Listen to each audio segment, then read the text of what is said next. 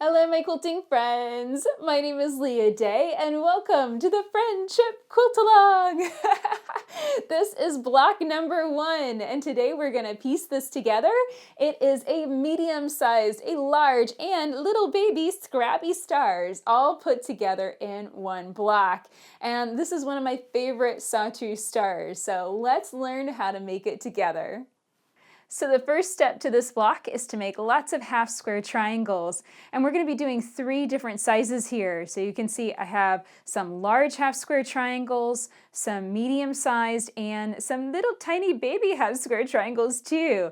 So just refer to your pattern to know what squares to use and what size to cut these down to, because the most important thing with a half square triangle is not necessarily how you sew that diagonal seam, it's how you trim it up to have your finished unit. And I have another tip video on how to do this, so make sure to check that out. So once you get all of your half square triangles created, we're going to set aside the large and small ones for a little bit later. And we're going to just work with the medium-sized half square triangles first.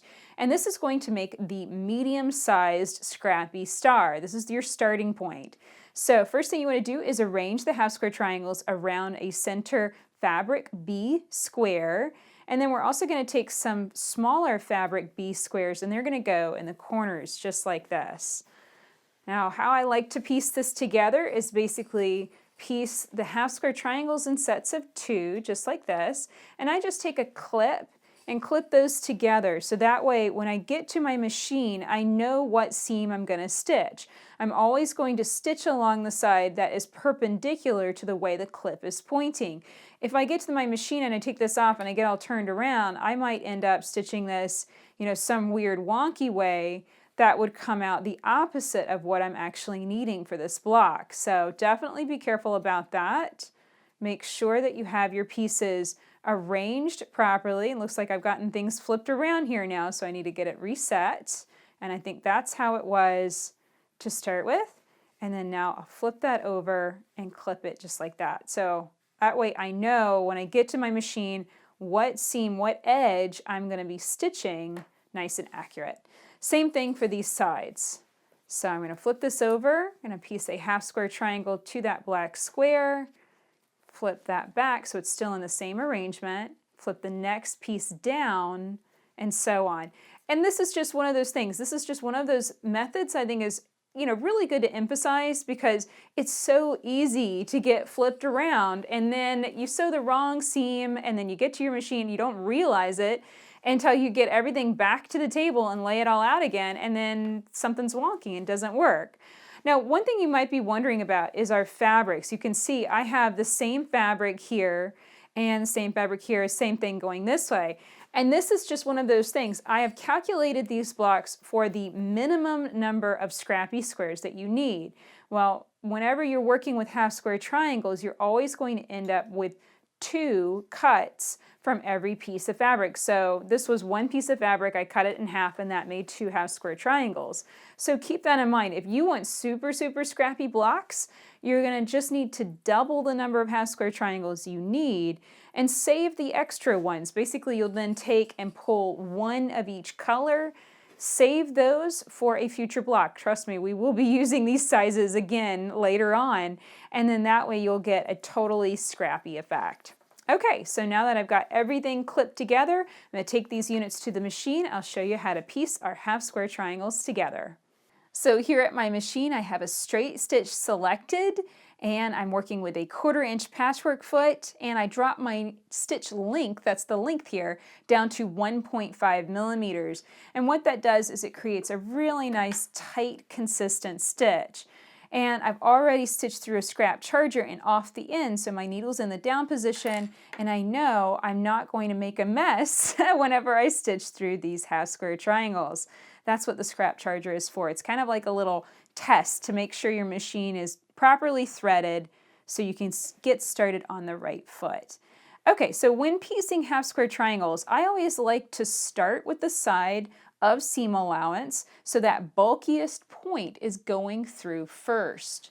This is kind of like putting those pieces in jail. If I put the seam allowance down this way, I feel like the fabrics can stretch a little bit, and then the seam can just get a little bit wonky down here on the tip. by starting with the bulkiest spot first, I can get that taken care of. So I have those in nice alignment. I'm going to lift the foot slightly, and I'm going to press the edge of those pieces right up against the needle. Again, this is putting it in jail, so the very next stitch that I take is onto those pieces, and it goes nice and smooth through the machine. And I'm also making sure to keep the edge of the pieces in nice alignment with the foot. Now, I know that's really dark and it's black fabric, and I have a little extra light that I've attached here. Let's see if I can turn it on. I have added a little light that can make that just a little bit easier to see. And I definitely think that's a good idea if you are struggling to see against that black fabric. Okay, I'll grab my next pieces, do the exact same thing. Make sure that those are in nice alignment. Just stop and double check. The clipping is just to clip them together just to know what edge you're stitching. That's not really accurate. It's not lined up properly. It's just real quick. When you're at the machine, that's when you want to take your time, get them in nice alignment, and then also make sure that you put those pieces in jail so they're nice and locked together as you stitch each seam. Okay, so that's how I'm going to piece all of these pieces together, and we'll get back to our star and move on to the next step.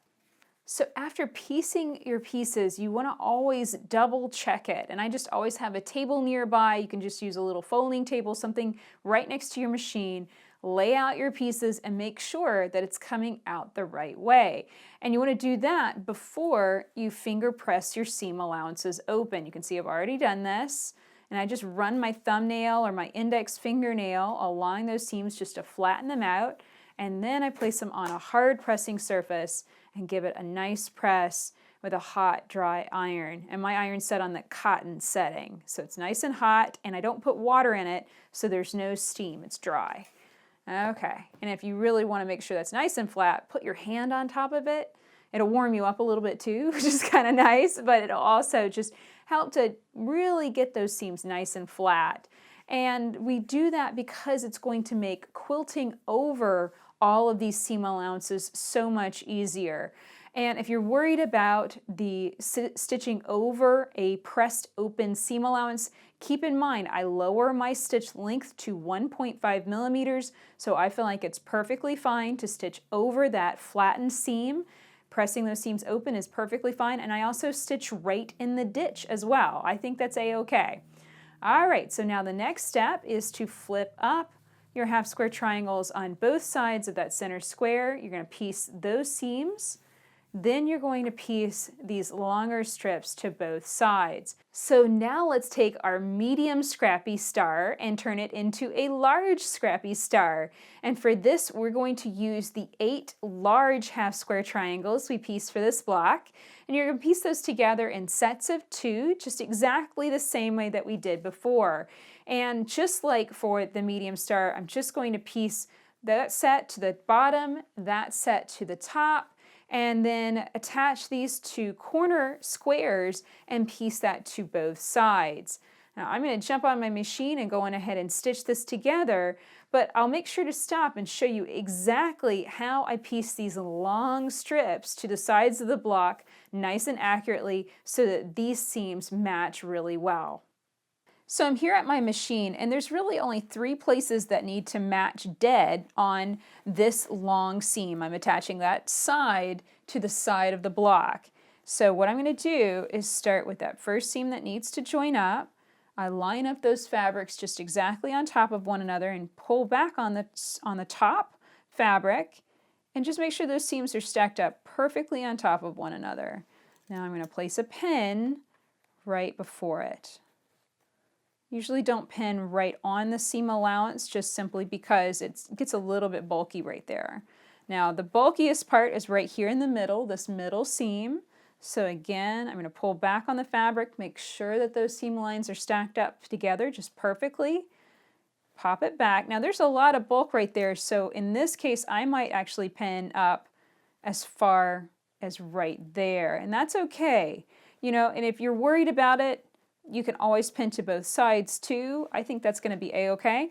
Keep in mind, I starched and pressed my fabric before I cut it, before I cut my scraps up, and then I've stored it in an airtight container so that way the starch stays nice and stiff. So in a lot of ways, I just really rely on that fabric preparation, on the fabric staying nice and stiff to really maintain control, and also, of course, accurate cutting. And I have another video on that, so make sure to watch that too. Okay, so I just have 3 pins and a nice long seam to stitch, so let's get started. Now I do have quite a few seam allowances underneath this block, and I can just kind of check in every once in a while and feel those as I'm piecing. I want to make sure that they stay nice and open and don't flip over as I'm stitching this side to that center block. And every once in a while I'll flip it up and just double check, make sure everything's looking okay. And also make sure that those edges stay in nice alignment. We don't want the top slipping over to the right. You know, we don't want it to come out of sync. And again, I'm just making sure that those seam allowances are staying nice and flat on the back. If you ever feel it like hang up a little bit, like the feed dogs aren't feeding exactly, I do find it's ever so slightly tricky to piece with these 7mm feed dogs. You know, most older machines had only 5mm between the feed dogs, and so that side would be underneath the foot, and I think it fed just a little bit better when we went with these really wide feed dogs, which are, you know, much more common now on newer machines. It just doesn't grip the fabric quite as well when going over bulky seams. So watch out for that, especially when you know that you're going to hit a lot of seam allowances at once. And what you might have to do is go around to the back and kind of grip the fabric from the back like this, and just give it a very gentle tug as you're stitching over those seam areas of bulky seam allowance. Okay, so there we go. Use those pens to align those seam lines, and now we'll press those seams open and check our work. So I always take the time to finger press my seam allowances open before I hit it with an iron. And the main reason is this is tricky. You know, if you try and take an iron to it and dig at the seams with the tip of your iron, it's really not going to work. It's going to be more frustrating than anything else, and you're probably not going to get the seam as flat as you could if you just used your fingernails.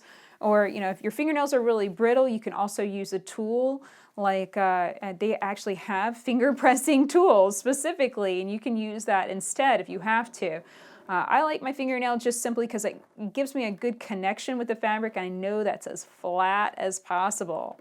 So there we go, nice and open. Now let's check those seams and make sure they turned out good.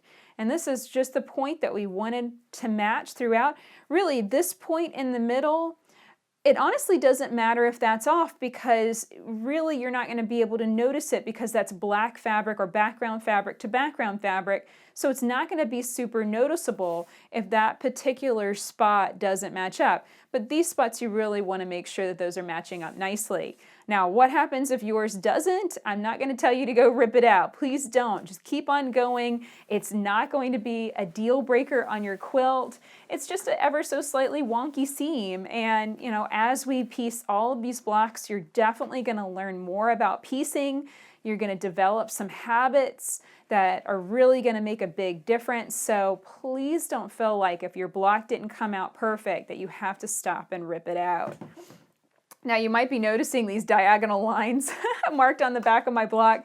I think I got a little confused as to which squares were my half square triangles, and I caught myself, thankfully, before I went and started piecing them. So if I can make a mistake like that, so can you. So just watch out for that. Always refer to your pattern and the cut pieces that you're needing for any particular unit, and double and triple check yourself. You know, I went on ahead and marked those and had them all stacked up, and then I realized, you know, they weren't matching up with the same size with my Fabric A squares, and then I realized something was wrong. So that's definitely something to keep in mind.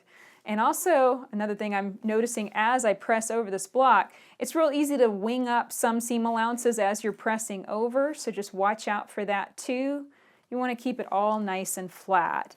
And then once I get those pressed open, I like to flip it over to the right side, but I don't want to hit an iron directly on the right side because we've got a lot of raised areas that are much higher. Like right here, I can feel that. There's several seam allowances over that spot. If I hit my iron on that directly, that's going to hit a lot harder than a spot right here where there's almost no seam allowance. And it might go shiny on you. That's a sign it's being slightly scorched. So for that reason, I grab a little fat quarter and place it over the block and then press. That's going to protect it, and it's also going to more evenly distribute the heat too, and that'll help flatten out your block as well. So keep that in mind. Always use a pressing cloth when pressing from the right side of your block, particularly when you have this many seam allowances going on. So there is our supersized Scrappy Star block, but that's not all. We also have a cute little border to add around it. And I decided to do this with certain blocks. On some blocks, we're going to just have a block to learn. On others, we're going to have a block plus a border. And this is going to be something cool that you can use in other quilts. Let's say you have something that has some very simple blocks. You want to stitch it up a notch. Well, then you can easily piece and add an extra border to it too.